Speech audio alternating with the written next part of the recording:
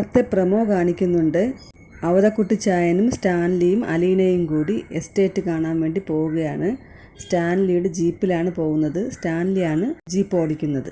Driver Vinod കൂടെ വരാമെന്ന് പറഞ്ഞിട്ട് സ്റ്റാൻലി സമ്മതിച്ചില്ല. ഡ്രൈവർ വിനോദ് അലീനയ്ക്കൊരു ഭീഷണിയാകുമോ എന്ന് സംശയമുണ്ട്. അവൻ്റെ നോട്ടവും ഭാവമൊന്നും അത്ര ശരിയല്ല.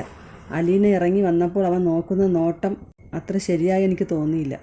പ്രൊമോയിൽ കാണിക്കുന്നത് അവതക്കുട്ടിച്ചായൻ അലീനയോട് പറയുകയാണ്, നല്ല ഗമയ്ക്ക് നിന്നോണം. എന്ത് ചെയ്യാണെന്ന് ചോദിച്ചാൽ പഠിക്കാണെന്നോ മറ്റോ തട്ടി വിട്ടോ.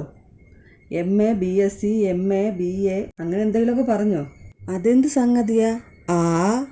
അത് നല്ല രസമായിരുന്നു. അവതക്കുട്ടിച്ചായൻ നല്ല വൈബാണ് കേട്ടോ. ഔദൂന് ഫാൻസ് കൂടിക്കൂടി വരികയാണ്. എസ്റ്റേറ്റ് കാണിച്ചിട്ട് സ്റ്റാൻലി അലീനയോട് പറഞ്ഞു, ആരും തിരിഞ്ഞു നോക്കാതെ കിടന്ന കുറ്റിക്കാടായിരുന്നു. വിലയ്ക്ക് വാങ്ങിയ റബ്ബർ വച്ച് പിടിപ്പിച്ചത് ഞാനാ.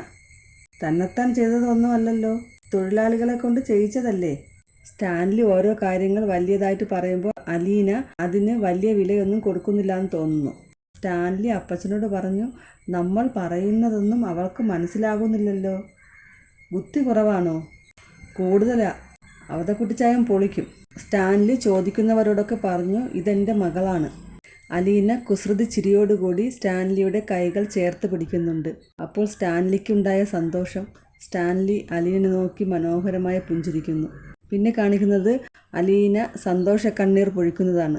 രണ്ടുപേരും കൂടി സ്നേഹത്തോടെ നോക്കിയിരിക്കുന്നുണ്ട്. ഇനി അലീനയും പപ്പയും കൂടിയുള്ള ബോണ്ടിങ് നന്നായിരിക്കും.